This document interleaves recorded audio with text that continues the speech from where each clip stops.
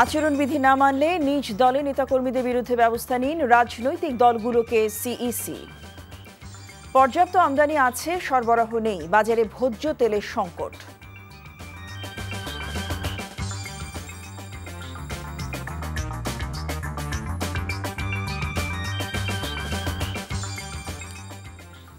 আসসালামু আলাইকুম, জসিন্তা জিনিয়া স্বাগত জানাচ্ছি এনটিভির দুপুরের খবরে।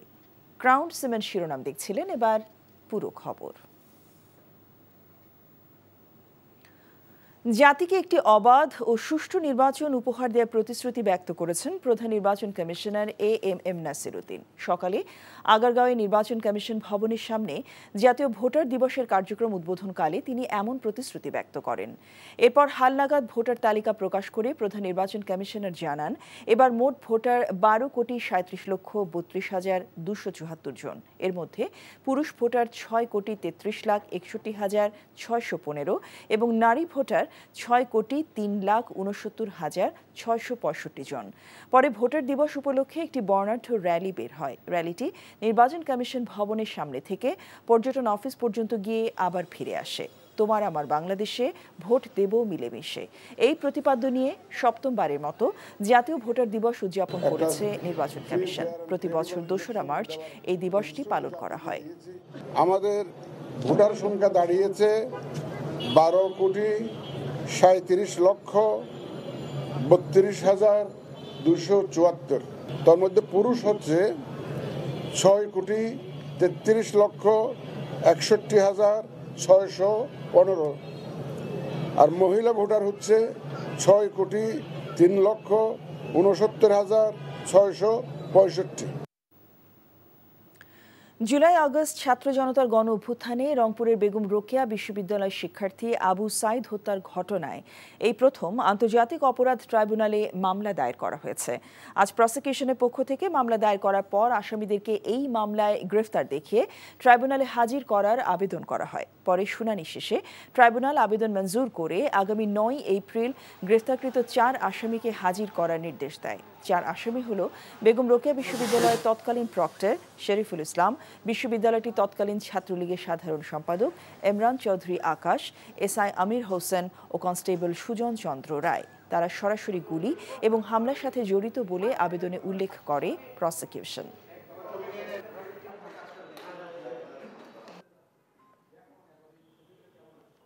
সেই ঘটনায় যারা আদালত সেই গ্রেপ্তার দেখানোর আবেদন মঞ্জুর করেছেন, আগামী 9 এপ্রিল তাদেরকে এই ট্রাইব্যুনালে প্রডিউস করার জন্য নির্দেশ দিয়েছেন এবং এই মামলার নির্ধারিত তারিখ আগামী তারিখ হবে 9 এপ্রিল। যেহেতু আবু সাইদের ঘটনাটি তদন্ত প্রায় সমাপ্ত হয়ে গেছে, 9 এপ্রিলের মধ্যেই আমরা আশা করছি আবু সাইদের ঘটনার তদন্ত রিপোর্ট এই আদালতে দাখিল করা সম্ভব হবে। জিয়া চ্যারিটেবল ট্রাস্ট দুর্নীতি মামলায় বিএনপি চেয়ারপারসন খালেদা জিয়াকে 7 বছরের দণ্ড থেকে খালাসের রায়ের বিরুদ্ধে রাষ্ট্রপক্ষ দুদকের আপিলের শুনানির জন্য আগামীকাল সোমবার দিন ধার্য করেছেন আপিল বিভাগ।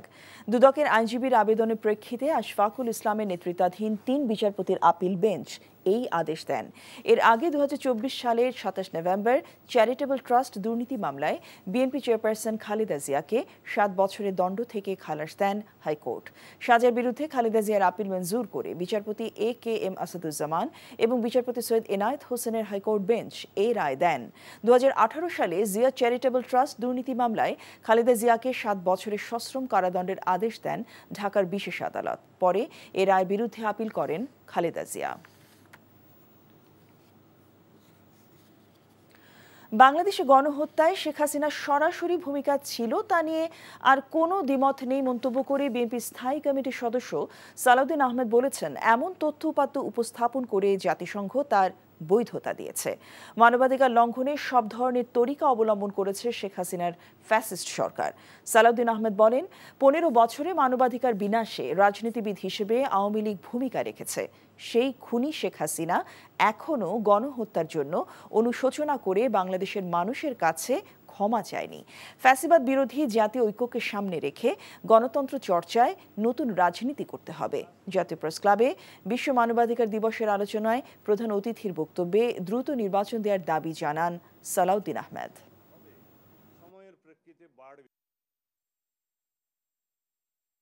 জাতিসংঘ দেশে গণহত্যার উপরে তথ্য অনুসন্ধান করেছেন, তদন্ত করেছেন। খুনি হিসাবে শেখ হাসিনাকে তারা স্বীকৃতি দিয়েছে। তার বিভিন্ন গণহত্যা, মানবাধিকার লঙ্ঘন এবং বিভিন্ন রকমের অপরাধের রাষ্ট্রীয় ক্ষমতায় থেকে, রাষ্ট্রীয় বাহিনী দিয়ে এবং রাষ্ট্রের নেতৃত্বে যা করা হয়েছে তার ডাটা ভিত্তিক সচিত্র প্রতিবেদন সেখানে আছে। আইন উপদেষ্টা আসিফ নজরুল জানিয়েছেন ৬টি সংস্কার কমিশনের প্রতিবেদন পর্যালোচনা করে আগামী ২ সপ্তাহের মধ্যে বাস্তবায়নযোগ্য সুপারিশ মন্ত্রিসভায় উপস্থাপন করা হবে।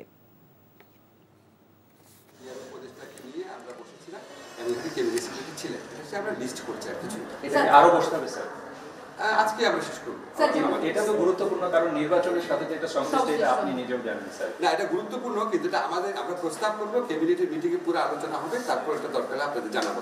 স্যার, যেমন জনপ্রশাসন সংস্কার কমিশনের রিপোর্ট নিয়ে আমি কোনো অনেকের মধ্যে একটা অসন্তোষ আছে। আমি সুনির্দিষ্ট কিছু বলবো না। আমাদের আশু করণীয় 2টা পর্যায়ে আমরা এখানে আলোচনা করার পরে আমরা উপদেষ্টা পরিষদে প্লেস করব, সেখানে আলাপ আলোচনার পর আপনাদের প্রতিটা জিনিস জানিয়ে দেওয়া হবে। কথা দিচ্ছি। সেটা কতদিন লাগবে? 2 উইকস, খুব বেশি হলে 2 উইকস। মানে 2 উইকস পরে যে ক্যাবিনেট সেখানে জি। শপথ নিয়েছেন নতুন নিয়োগ পাওয়া বাংলাদেশ সরকারি কর্ম কমিশন পিএসসি 7 সদস্য। বেলা 11:15টায় সুপ্রিম কোর্টের জাজেস লাউঞ্জে তাদের শপথ বাক্য পাঠ করান প্রধান বিচারপতি doctor Syed Refat Ahmed.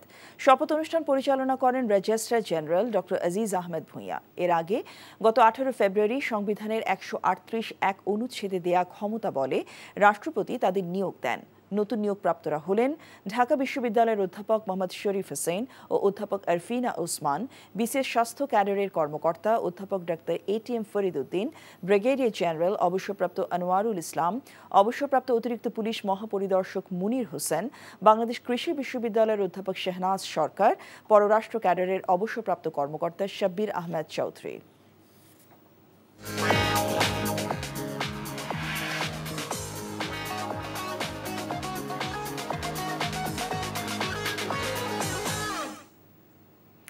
Mercantile bank অর্থনীতির খবর। রমজান শুরু প্রথম দিনেও কমেনি বেগুন, শসা সহ লেবুর দাম। চাহিদা বেড়ে যাওয়ায় হঠাৎ করে এই 3 পণ্যের দাম পৌঁছেছে শতকের ঘরে। অন্যদিকে পর্যাপ্ত আমদানির পরও সরবরাহ ঘাটতির কারণে সয়াবিন তেলের সংকট কাটছে না। এছাড়া বাড়তি দামে মাছ ও মাংস কিনতে হচ্ছে ভোক্তাদের। তবে স্থিতিশীল রয়েছে ছোলা, খেজুর, চিনি সহ আলু ও পেঁয়াজের দাম। রিপোর্ট করছেন আরাফাত ইসলাম। সরকারি হিসাব অনুযায়ী রমজানে ভোজ্য তেলের চাহিদা 3 লাখ মেট্রিক টন। তার বিপরীতে 3,89,000 মেট্রিক টন সয়াবিন তেল আমদানি হলেও বাজারে সরবরাহ ঘাটতির কারণে সংকট কাটছে না। কোম্পানি গোডাউনে সিন্ডিকেট করে রাখা দিয়া মার্কেটে খুচরা বাজার মাল ছাড়তেছে না। আবার দোকান খালি, এখন আবার তেল দিচ্ছে না, পাইতেছি না। ওরা 1 মাসের উপরে তেল দিতে আছে না। 5 লিটার যেটার দাম বর্তমানে এই বাজারে বিক্রি হইতাছে 900-850 টাকা, কিন্তু মৌলভীবাজার আলারা বিক্রি করতেছে 950 টাকা। তবে ভোজ্য তেল নিয়ে অস্বস্তি থাকলেও ছোলা, খেজুর সহ ইফতার সামগ্রীর দাম স্থিতিশীল রয়েছে। অন্যান্য বছর তো সবসময় রমজান আসলে আমাদের 10-20 টাকা পার কিলোতে দাম বাড়তো। এবার সব কিছুতে 10-20 টাকা করে কমছে। মার্কেট এবার স্থিতিশীল আছে। এদিকে রমজান শুরুর আগেই বেড়ে যাওয়া বেগুন, শসা ও লেবু বাড়তি দামেই বিক্রি হচ্ছে।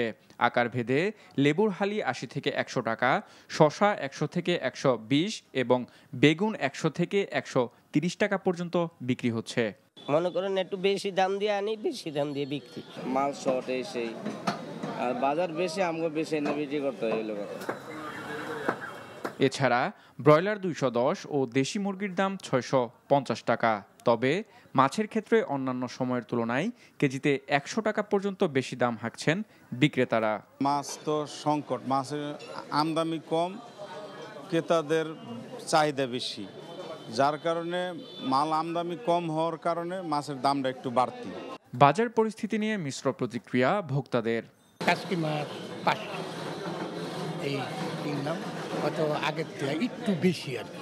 প্রথম একটু কম বেশি মনে হচ্ছে, হয়তো 2-3 রোজা আসলে কমে যাবে আশা করি, তবে আগের তুলনায় অনেক ভালো। আরাফাত ইসলাম, এনটিভি নিউজ, ঢাকা।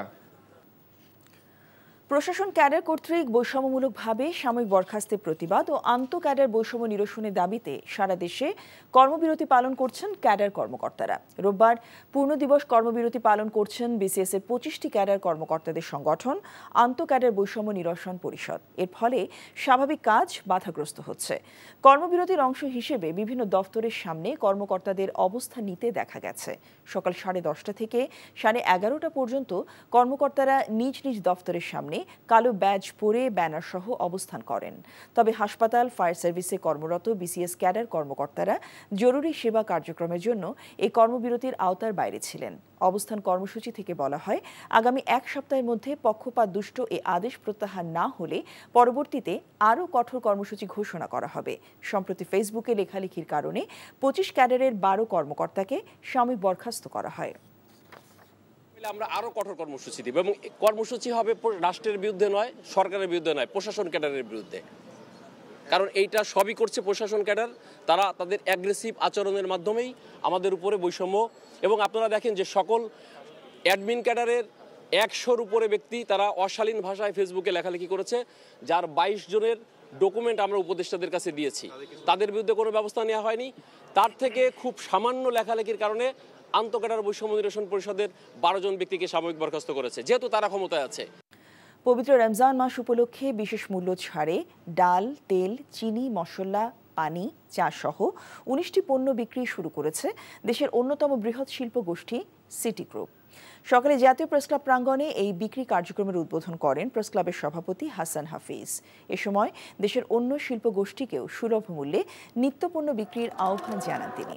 সিটি গ্রুপের পক্ষ থেকে বলা হয়, প্রতিদিন 5টি ট্রাকে করে ঢাকা শহরের 15-20টি স্থানে এই বিক্রি কার্যক্রম চালাবেন তারা।